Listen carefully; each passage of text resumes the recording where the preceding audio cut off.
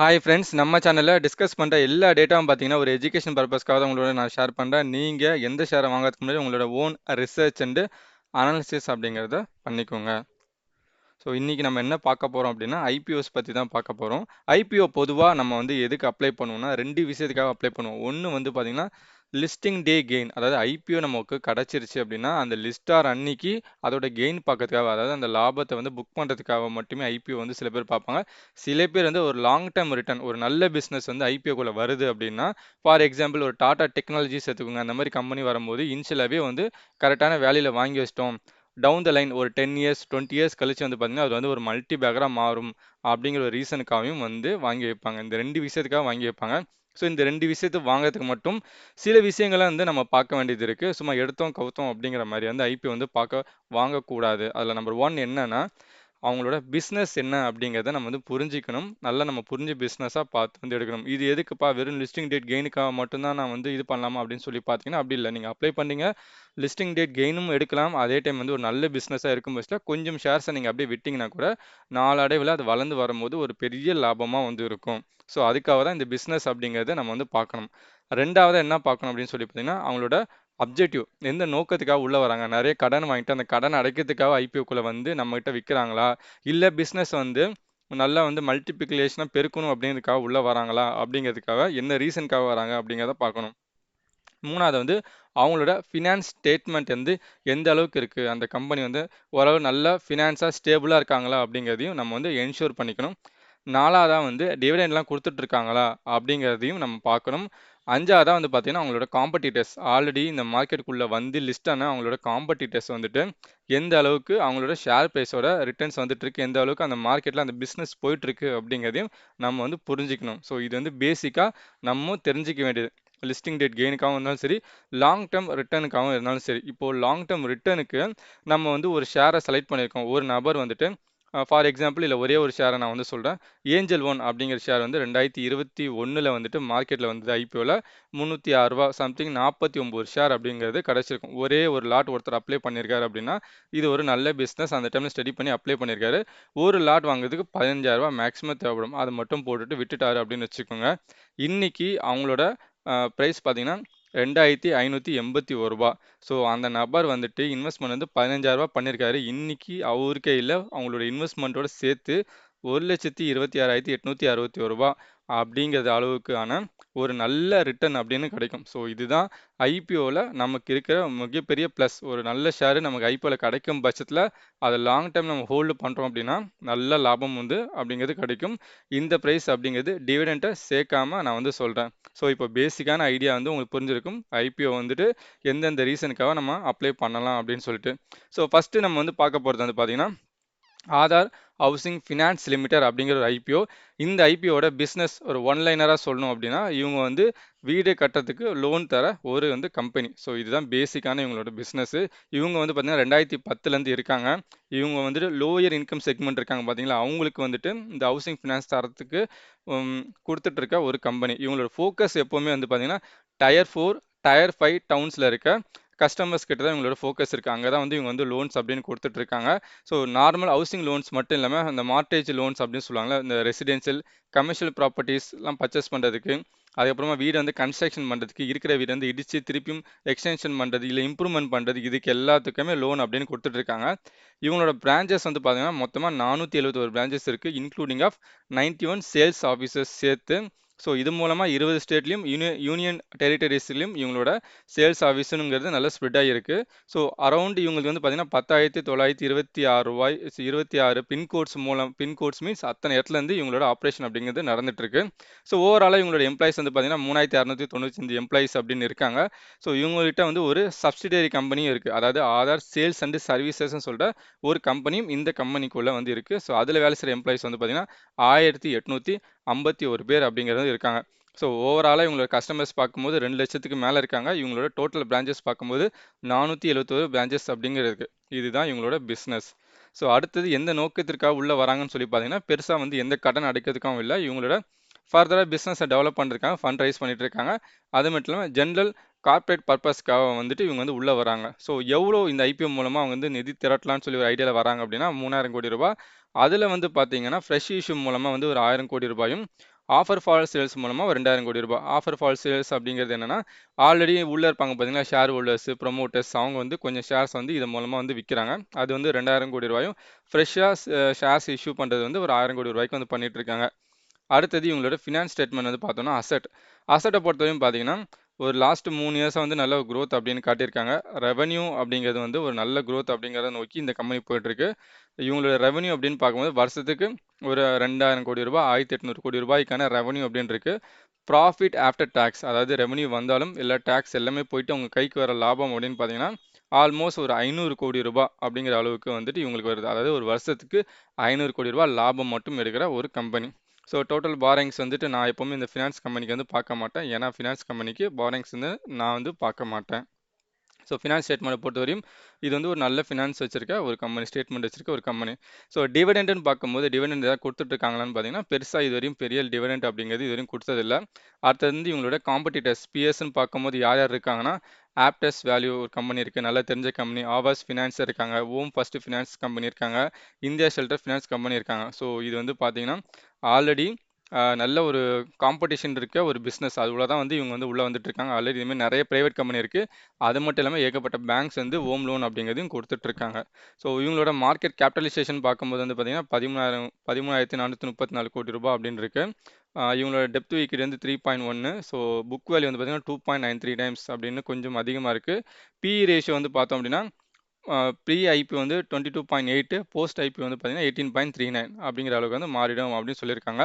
இந்த பிஇ வந்துட்டு மற்ற காம்படிட்டர்ஸ் இவங்களோட கம்பேர் பண்ணும்போது வந்து பார்த்தீங்கன்னா ரொம்ப கம்மி. ஆப்டஸ் வந்து 31 ஹோல்ட் பண்ணுறாங்க, ஆவாஸ் வந்து 28, ஓம் ஃபர்ஸ்ட் வந்து 34, இந்த ஷெல்டர் வந்து 33. ஸோ அதெல்லாம் கம்பேர் பண்ணும்போது இவங்க வந்து கம்மி பிஇ ரேஷியோவில் தான் உள்ளே வராங்க. அடுத்தது இவங்களோட ஃபேஸ் வேல்யூ எவ்வளோன்னு சொல்லி பார்த்தீங்கன்னா 10 ரூபா பர் ஷேர் அப்படிங்கிற ஃபேஸ் வேல்யூ வராங்க. பேண்ட் வித் வந்து பார்த்தீங்கன்னா 300 ரூபாயிலேருந்து 315 ரூபா அப்படின்னுங்கிறது ஒரு ஷேர் வேல்யூ. ஒரு லாட்டுக்கு 47 ஷேர் அப்படின்னு கிடைக்கும். ஓப்பன் ஆகிற டேட் வந்து பார்த்தீங்கன்னா 8ஆம் தேதி, க்ளோஸ் ஆகிறது வந்து 10ஆம் தேதி, அலாட்மெண்ட் வந்து 13ஆம் தேதி. அலாட்மெண்ட் கிடைக்கிறவங்களுக்கு 14ஆம் தேதி ஷேர் வந்துடும், இல்லாதவங்களுக்கு ரீஃபண்ட் வந்து 14ஆம் தேதி நடந்துடும். ஸோ லிஸ்டிங் டேட் வந்து பார்த்தீங்கன்னா 15ஆம் தேதி. ஒரு லாட் அப்ளை பண்ணால் 47 ஷேரு ஆல்மோஸ்ட் 14,805 ரூபா அப்படின்னு தேவைப்படும். 13 லாட் அப்ளை பண்ணுறவங்களுக்கு 611 ஷேர் அப்படிங்கிறது கிடைக்கும். ஸோ கிரே மார்க்கெட் ப்ரீமியம் என்ன போயிட்டுருக்கு அப்படின்னு சொல்லி பார்த்தீங்கன்னா இன்னைக்கு இந்த வீடியோ ரெக்கார்ட் பண்ணுற 7ஆம் தேதி வரையும் வந்து பார்த்தீங்க அப்படின்னா ஆல்மோஸ்ட் வந்து 20%க்கான கிரே மார்க்கெட் ப்ரீமியம் அப்படின்னு போது ஒரு 20% லிஸ்டிங் டேட் கிடைக்கிறதுக்கு, அதாவது 20ங்கிறது ஒரு 15லேருந்து 20% வந்து லிஸ்டிங் டேட் கிடைக்கிறதுக்கு ஒரு வாய்ப்புள்ள ஒரு ஐபிஓ தான் இந்த ஐபிஓ. ஸோ ஓவராலாக இது அந்த ஐபிஓ நம்ம அப்ளை பண்ணலாமா வேணாமான்னு சொல்லி பார்த்தோம் அப்படின்னா மார்க்கெட் கேப் பார்த்த வரையும் இப்போ தான் நம்ம பார்த்தோம். இது வந்து ஒரு மிட் கேப் ரேஞ்சுக்குலாம் வராங்க. ஸோ இவங்களோட பிஸ்னஸ் அப்படின்னு பார்த்தோன்னா ஹவுசிங் ஃபினான்ஸ், அதாவது பிஸ்னஸ் டு கன்சியூமர். ஸோ அந்த பிஸ்னஸ் கேட்டகரியில் வராங்க. இது வந்து பார்த்தீங்கன்னா ஆல்ரெடி நல்ல புதுசாக வந்திருக்க ஒரு செக்டரா இல்லை பயங்கரமாக க்ரோத் ஆமான்னு சொல்லி கேட்டிங்கன்னா அந்த மாதிரிலாம் இல்லை. இந்த செக்டர் அப்படிங்கிறது ஆல்ரெடி வெல் செட்டில்டு செக்டர். ஏகப்பட்ட பேங்க்ஸ் இருக்காங்க, ஏகப்பட்ட ப்ரைவேட் கம்பெனிஸ் இருக்காங்க. அதுக்குள்ளே இவங்க வந்து காம்படிஷன் அதிகமாக இருக்கும், அதுலேருந்து வெளில வரணும். அதனால இது புது செக்டரும் வந்து கிடையாது. நெட் ப்ராஃபிட் வருஷத்துக்கு என்னோட கணக்குப்படி பார்த்தீங்கன்னா ஒரு 500 கோடி ரூபாய் மேலேயாவது சம்பாதிக்கணும் ஒரு கம்பெனிங்கிறது. ஸோ அந்த வகையில் பார்க்கும்போது ஒரு நல்ல பொசிஷனில் இருக்காங்க. ரிசர்வ்ஸ் வந்துட்டு 1000 கோடி ரூபாயாவது எடுத்து வச்சிருக்கணும். அதுவும் இந்த கம்பெனி அப்படிங்கிறது எடுத்து வச்சிருக்கு. ஸோ இந்த ஃபினான்ஸ் கம்பெனிக்கு நான் எப்போவுமே டெப்ட் டு ரேஷியோ பார்க்க மாட்டேன். டிவிடெண்ட் அப்படின்னு பார்க்கும்போது இவங்க இதுவரையும் தரல. ஸோ அதனால் இது வந்து நாட் ஓகே லிஸ்ட்டில் இருக்குது. பிஇ ரேஷியோ இப்போ நம்ம பார்த்தோம், அது வந்து ரொம்ப கம்மி, ஒரு 18 தான் இருக்குது. ஸோ இது வந்து ரொம்ப கம்மி, லெஸ் தென் 20 கீழே இருந்தால் நல்லது. ஸோ புக் வேல்யூ பார்க்கும்போது நம்ம ஓகேன்னு சொல்லலாம். லெஸ் தென் 2 இருந்துச்சுன்னா நல்லது, பட் இது 2.3 சம்திங் நம்ம பார்த்தோம். அதனால ஓகே அப்படிங்கிற மாதிரி வச்சுக்கலாம். ஸோ இது வந்து இந்த ஐபிஓ வந்து லிஸ்டிங் டேட் கெயினுக்காக வந்துட்டு கன்சிடர் யார் பண்ணலான்னு சொல்லி பார்த்தீங்கன்னா ஒரு 15%, 20% எனக்கு போதும் அப்படின்னு நினைக்கிறவங்க லிஸ்டிங் டேட் கெயினுக்காக பார்க்கலாம். அடுத்தது அப்படி கிடைக்கும் பட்சத்தில் கொஞ்சம் பார்ஷியலாக ஷேர்ஸை விற்றீங்க அப்படின்னா இந்த செக்டர் கொஞ்சம் க்ரோ ஆகும். இன்னும் இந்த ஹவுசிங் ஃபினான்ஸ் செக்டர் அப்படி ஆகும் பட்சத்தில் ஒரு லாபம் கிடைக்கிறதுக்கு ஒரு வாய்ப்பு இருக்குது. இது வந்து என்னோட ஒப்பீனியன். ஸோ இது லாங் டேர்ம் பொறுத்தவரையும் அந்தளவுக்கு பிரமாதமாக ஒரு 3x 100 அந்த மாதிரிலாம் வராது. ஓரளவு டீசெண்டான ஒரு ரிட்டர்ன் அப்படின்னு கிடைக்கிறதுக்கு ஒரு வாய்ப்பு அப்படின்னு வந்து இந்த ஐபிஓ வந்து தரும். ஸோ அடுத்த ஐபிஓ பார்க்கறதுக்கு முன்னாடி உங்களுக்கு இந்த மாதிரி டேட்டாஸ்லாம் தேவைப்பட்டுச்சுன்னா அதுக்கு ஒன்று பண்ணலாம். நம்ம சேனல் வந்து சப்ஸ்கிரைப் பண்ணுங்கள். இது வந்து எனக்கு ஒரு மோட்டிவேஷனாகவும் உங்களுக்கு இந்த மாதிரி டேட்டாஸ் எல்லாம் உங்கள் கையில் எல்லாம் மொபைல் ஃபோனுக்கு வந்து சேரும். ரெண்டாவது ஐபிஓ என்ன பார்க்க போனால் டீபோ டெக் அப்படின்னு சொல்லிட்டு ஒரு கம்பெனி பார்க்க போகிறோம். இவங்களோட பிஸ்னஸ் வந்து ஒரு ஒன்லைனராக பார்க்கணும் அப்படின்னா ரெண்டு பிஸ்னஸ் செக்மெண்ட்டுக்கு நடுவில் அந்த டெக்னாலஜி பிளாட்ஃபார்ம் அப்படிங்கிறது ப்ரொவைட் பண்ணுறாங்க. அதாவது ஒரு பக்கம் ஹோட்டல்ஸ் இருக்காங்க, இன்னொரு பக்கம் வந்து ஹோட்டல்ஸ் ஆப் புக் பண்ணுற கம்பெனிஸ் இருக்குது, இல்லை ஏஜென்சி இருக்குன்னா அந்த 2 கம்பெனிக்கும் நடுவுல இந்த டெக்னாலஜி பிளாட்ஃபார்ம்ஸ வந்து எனேபிள் பண்றதுக்கான வேலை தான் வந்து செஞ்சுட்டு இருக்காங்க. அந்த மாரியான பிசினஸ் தான் பண்ணிட்டு இருக்காங்க. அந்த பிசினஸ் வந்து பார்த்தீங்கன்னா, ஆல்மோஸ்ட் ஒரு 100 கண்ட்ரீஸ் வந்து பண்ணிட்டு இருக்காங்க. இவங்களோட ரெவென்யூ மாடல்னு பார்த்தீங்கன்னா 2 வகையான ரெவென்யூ மாடல் இருக்கு. ஒண்ணு வந்து B2B business to business rate model சொல்லிட்டு. ஸோ இந்த இன்வென்ட்ரிலாம் அந்த சப்ளையர்ஸ் காட்டுறது மூலமா அந்த சப்ளையர்ஸுங்க யாருன்னா, இந்த ஹோட்டல்ஸ் இவங்களுக்கெல்லாம் காட்டுறது மூலமா, அது மூலமா ஒரு ரெவென்யூ எடுக்குறாங்க. கமிஷன் மாடல் அப்படிங்கிறது என்ன, இந்த மாரி புக்கிங் பண்றாங்க பார்த்தீங்களா, அவங்கள் மூலமா சப்ளையர்ஸ் மூலமும் ஒரு கமிஷன் அப்படிங்கிறது எடுக்குறாங்க. இந்த 2 மூலமாவும் இவங்களுக்கு வந்து லாபம் அப்படிங்கிறது வந்துட்டு இருக்கு. ஸோ ஓவரால் வந்து ஹெட்கவுண்ட் வந்து பார்த்தீங்க அப்படின்னா, இவங்க வந்து ஒரு 2000 பேர்கிட்ட இதில வேலை செய்றாங்க. 11 லாங்குவேஜஸ்ல வந்து இந்த பிளாட்ஃபார்ம் அப்படின்னு இருக்கு. இவங்களோட பிரசன்ஸ் வந்து பார்த்தீங்கன்னா, India, Middle East, Africa, Europe, Latin America, North America, APAC அப்படின்னு சொல்லிட்டு ஏகப்பட்ட இடத்துல இவங்க வந்து ஃபங்ஷன் அப்படின்னு பண்ணிட்டு இருக்காங்க. ஸோ இப்போ தான் நம்ம பார்த்தோம் இவங்களோட சப்ளையர்ஸ்ன்னு பார்த்தீங்கன்னா, ஹோட்டல்ஸ், ஏர்லைன்ஸு, கார் ரென்டல் தர்றவங்க, ஸோ இந்த மாரி ரயில் கம்பெனிஸ், இன்சூரன்ஸ்லாம் இருக்காங்க பார்த்தீங்களா, இவங்கலாம் ஒரு பக்கம். இன்னொரு சைடு வந்து பார்த்தீங்கன்னா, இந்த டிராவல் ஏஜென்சி, இந்த இண்டிபெண்டன்ட் டிராவல் கன்சல்டன்ட்டு, இந்த கார்ப்பரேட் கஸ்டமர்ஸு, ஸோ இந்த மாரியான டிராவல் மேனேஜ்மென்ட் கம்பெனிஸ் இருக்கு பார்த்தீங்களா, ஆன்லைன் டிராவல் கம்பெனிஸு, இதெல்லாம் இன்னொரு பக்கம். இவங்க 2க்கும் பேருக்கு நடுவுல இந்த டெக்னாலஜி பிளாட்ஃபார்ம்ஸ் அப்படிங்கிறது இவங்க வந்து எனேபிள் பண்றாங்க. ஸோ அதுதான் இவங்களோட மெயின் பிசினஸ்ஸு. ஸோ அது மட்டும் இல்லாம வந்து பார்த்தீங்கன்னா, இவங்க வந்துட்டு மல்டி கரன்சி, மல்டி லிங்க்ல இதெல்லாக்கெல்லாம் வந்து சொல்யூஷனா வந்துட்டு பையர்ஸுக்கு வந்துட்டு தராங்க. பையர்ஸுக்கும், செல்லர்ஸுக்கும் நடுவுல. அது மட்டும் இல்லாம வந்து பார்த்தீங்கன்னா, இந்த ரிலிஜியஸ் டிராவல் அதுக்கு இதுக்கெல்லாம் வந்து இவங்க வந்து புக்கிங் வந்து ரொம்ப ஈஸியா இருக்கும். இந்த பிளாட்ஃபார்ம் மூலமா பண்றதுனால அப்படிங்கிறது வந்து சொல்றாங்க. ஸோ ஓவராலா இவங்க பிசினஸ் வந்து பார்த்தீங்கன்னா, பிசினஸ் டூ பிசினஸ் மாடல். இதுல வந்து நம்மள மாரி பொதுமக்கள் அப்படின்னு வரமாட்டாங்க. அதுல இவங்க வந்து அந்த 2 பிசினஸ கனெக்ட் பண்ணனால வர லாபம் அப்படிங்கிறது இந்த கம்பெனி வந்து சம்பாதிக்குது. ஸோ இந்த கம்பெனியோட மெயின் ஃபோக்கஸ் எந்த சைடு இருக்காங்கன்னா, travel and tourism industry. Industry பார்த்தீங்கன்னா, டிராவல் அண்ட் டூரிசம் இண்டஸ்ட்ரியில தான் இவங்களோட பிளாட்ஃபார்ம் அப்படிங்கிறது இருக்கிறது. ஸோ எந்த நோக்கத்திற்காக அப்ஜெக்டிவ் அப்படின்னு நம்ம பார்த்தோம் அப்படின்னா, இவங்க வந்து அந்த சப்ளையர், பையர்ஸ் நம்ம சொன்னோம் பார்த்தீங்கன்னா, அந்த ஹோட்டல்ஸ், இந்த புக்கிங் கம்பெனின்னு அத வந்து இன்னும் பெருசா எக்ஸ்பான்ஷன் பண்ணி நெறைய பேர கனெக்ட் பண்றதுக்காகவும், இவங்களோட பிளாட்ஃபார்ம் வந்து ஆம்பிளிஃபிகேஷன் பண்றதுக்காகவும், இன்னும் நெறைய பிசினஸ் வந்து ஆட் பண்றதுக்காகவும், அதுக்கப்புறமா நெறைய அக்விசிஷன் பண்ணி, ஸோ அந்த மாரியான வேலைலாம் பார்க்கறதுக்காகவும், ஸோ இது மட்டும் இல்லாம நெறைய டேட்டா கலெக்ஷன்ஸ் அதெல்லாம் பண்ணி, ஏகப்பட்ட டிராவல் சொல்யூஷன்ஸ் இது மூலமா நெறைய பையர்ஸ், சப்ளையர்ஸும் கனெக்ட் பண்றதுக்காகவும், இந்த வேலைக்காக தான் வந்து இவங்க உள்ள வராங்க. ஸோ எந்த விதமான கடன் அடைக்கிறதுக்கும் அவங்க வந்து உள்ள வரல. ஸோ இவங்களோட டோட்டல் இஷ்யூ சைஸ் வந்து பார்த்தீங்கன்னா, ரூ. 1550 கோடி அப்படின்னு சொல்லி டோட்டல் இஷ்யூ சைஸ் சொல்லியிருக்காங்க. இது மூலமா ஃப்ரெஷ் இஷ்யூ அப்படிங்கிறது ரூ. 400 கோடி. ஆஃபர் ஃபார் சேல்ஸ் அப்படிங்கிறது ஆல்ரெடி இருக்கிற ப்ரொமோட்டர்ஸ் அவங்கலாம் சேர்ந்து பார்த்தீங்கன்னா, ரூ. 1150 கோடி அப்படிங்கிறது ஆஃபர் ஃபார் சேல்ஸ் மூலமா வந்து குடுத்துட்டு இருக்காங்க. ஸோ ஃபினான்ஸ் ஸ்டேட்மெண்ட் அப்படின்னு எடுத்து பார்த்தோம் அப்படின்னா, இந்த கம்பெனி வந்து ஒரு ரூ. 500 கோடி அசெட்லேருந்து அசெட்டுங்கிறது பார்த்தோம்னா, இங்கேருந்து ஒரு ரூ. 3000 கோடி அசெட் அப்படின்னு வளர்ந்திருக்கு. ரெவென்யூ பார்க்கும்போது ரூ. 176 கோடி ரூபாயிலேருந்து இப்போ ரீசென்ட் டைம்ஸ்லேருந்து ஒரு ரூ. 1000 கோடி வந்துட்டு இருக்கு.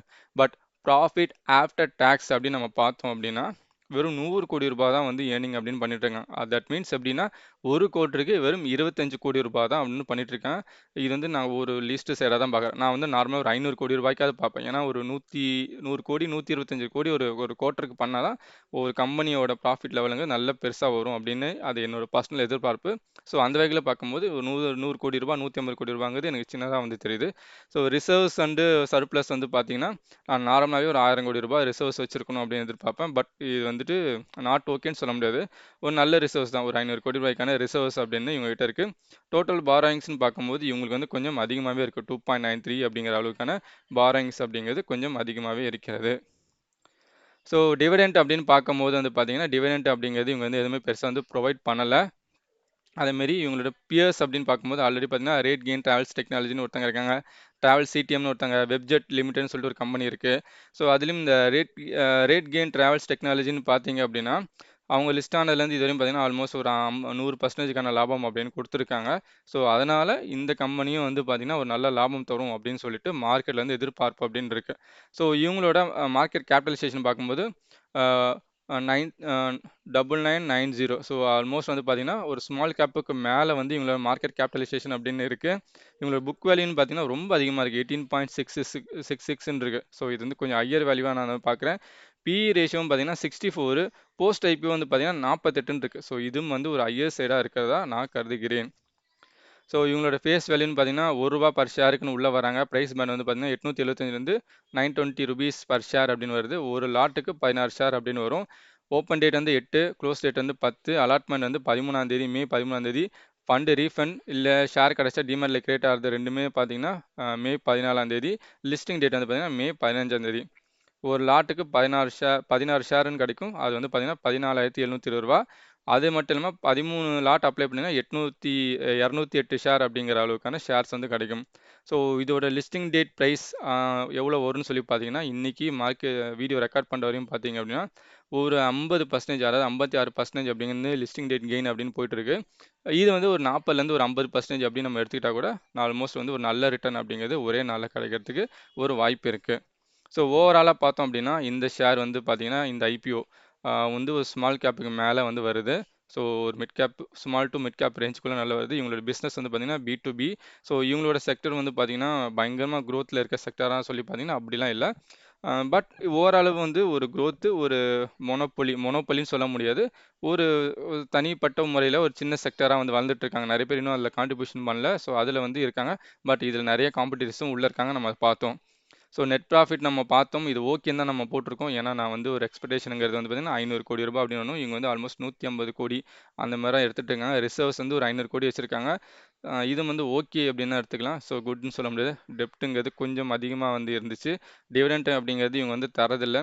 ஸோ பிஇ வந்து ரொம்ப அதிகமாக இருக்குது. புக் வேல்யூ வந்து ப்ரைஸ் பை புக்குங்கிறதும் ரொம்ப அதிகமாக இருக்குது. ஸோ இந்த பேசிக் இந்த ஃபண்டமெண்டல்ஸ்லாம் கொஞ்சம் அடி வாங்குது. ஸோ லிஸ்டிங் டேட் கெயினுக்கு வந்து கண்டிப்பாக யார் வந்து கன்சிடர் பண்ணலான்னு பார்த்தீங்கன்னா, 40லேருந்து ஒரு 50% லிஸ்டிங் டேட் கெயின் எனக்கு ஒரே நாளில் போதும்னு நினைக்கிறவங்க கண்டிப்பாக கன்சிடர் பண்ணலாம். ஸோ லாங் டேர்மில் கொஞ்சம் ஷேர்ஸ் வச்சுருந்தோன்னா, ஏன்னா இவங்க காம்படிட்டர்ஸ்லாம் பார்த்தீங்கன்னா ஒரு 100% ரிட்டர்ன் கொடுத்துருக்காங்க. அந்த மாதிரி இவங்களும் பர்ஃபார்மன்ஸ் பண்ணாங்கன்னா, ஒரு 100% ரிட்டர்ன் வரதுக்கு ஒரு நல்ல வாய்ப்பு அப்படிங்கிறது இந்த ஐபிஓ மூலமாக கிடச்சிருக்கும். ஸோ ஓவரால் இந்த 2 ஐபிஓ பார்த்தினா ஒரு நாலேஜ் உங்களுக்கு கிடச்சிருக்கும். இதன் மூலமாக நீங்கள் அப்ளை பண்ணலாமா வேணாமாங்கிறத டிசிஷன் எடுத்துப்பீங்க நான் நம்புகிறேன். ஸோ இதில் வந்து பார்த்தீங்கன்னா, ஒரு 2 வீடியோ அப்படிங்கிறது இந்த வீடியோ எண்டில் போடுறேன். இது என்னன்னு சொல்லி பார்த்தீங்கன்னா, ஒரு ஐபிஓ அப்ளை பண்ணும்போது நம்ம செய்யக்கூடாத தப்பெல்லாம் என்னங்கிறது ஒரு வீடியோவும், ஸோ புதுசாக யாராவது ஐபிஓ அப்ளை பண்ணீங்கன்னா எப்படி பண்ணணும் அப்படிங்கிற ஒரு வீடியோவும் நான் இந்த வீடியோ எண்டில் அட்டாச் பண்ணுறேன். கண்டிப்பாக புதுசாக பார்க்குறவங்களுக்கு யூஸ்ஃபுல்லாக இருக்கும். அவ்வளோதான் நண்பர்களே நம்ம சேனலில் இருக்க டேட்டா. ஸோ இன்றைக்கி நம்ம சேனலில் இந்த வீடியோ பிடிச்சிருந்தா கண்டிப்பாக லைக் பண்ணுங்கள், கமெண்ட் பண்ணுங்கள். உங்கள் ஃப்ரெண்ட்ஸ் அண்ட் ரிலேட்டிவ்க்கு நம்ம சேனலை சஜஷன் அப்படின்னு பண்ணுங்கள். தேங்க்ஸ் ஃபார் வாட்சிங்.